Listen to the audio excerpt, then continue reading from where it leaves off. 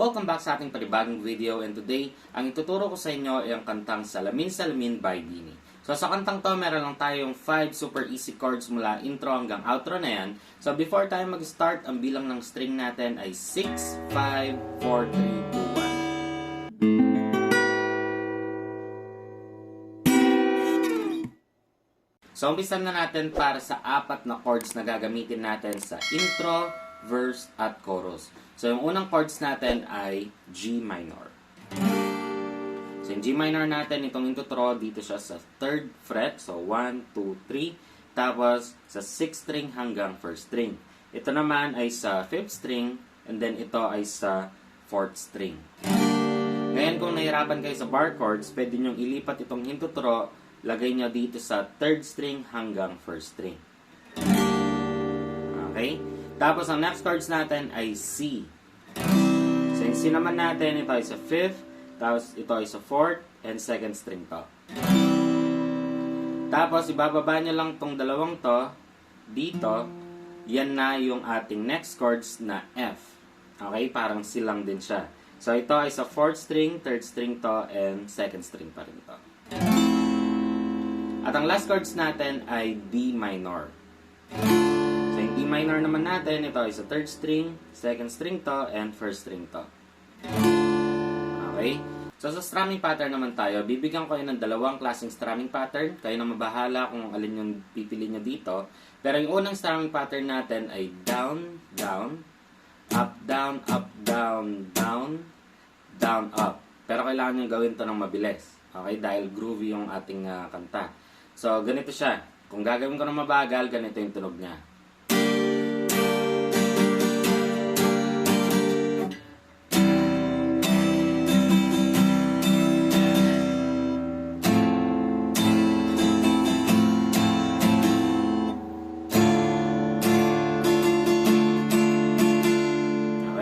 Tapos, gagawin naman natin siya ng actual speed.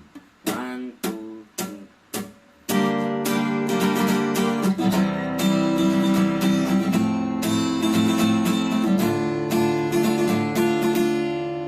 3. Tapos, yung next na strumming pattern naman ay down, down, up, up, down, down, down, up. So, mas madali ito kumpara dun sa una. So, ganito siya pag ginawa natin ng mabagal.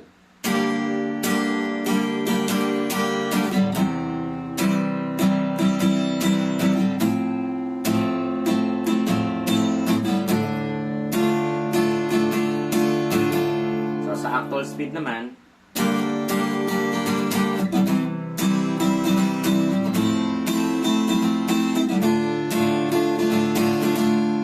So, before natin practice na sabay-sabay, ituturo ko muna sa inyo yung pre-chorus. So, ito na yung part na ayoko umasa sa paniniwala. So, yun yung part na yun. So, yung unang chords natin doon ay B flat.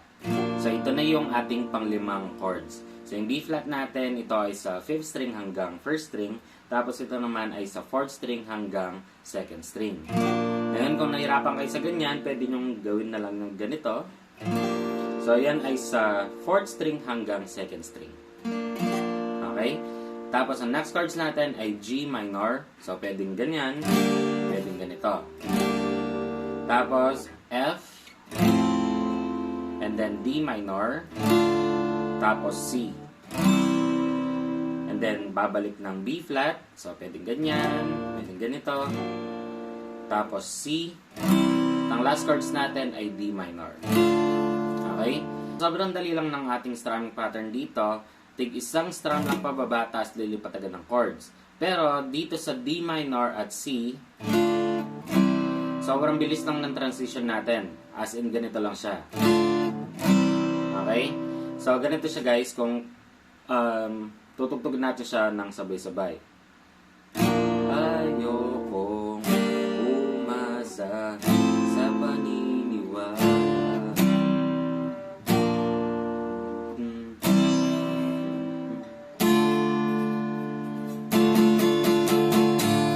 So, ganun na ganun siya. So, tara, practice na natin ng sabay-sabay yung ating pre-chorus at yung ating chorus. So, tara.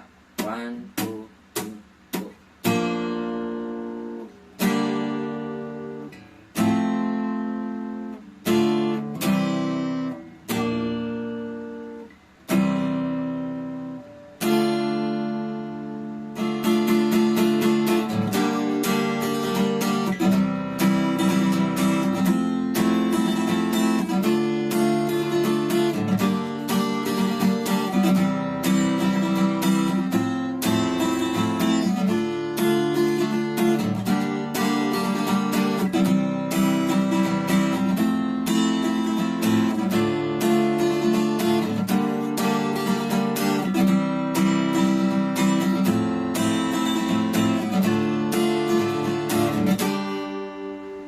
ganun lang siya guys. Sa intro, verse, at chorus natin, pare-parehas lang yung chords.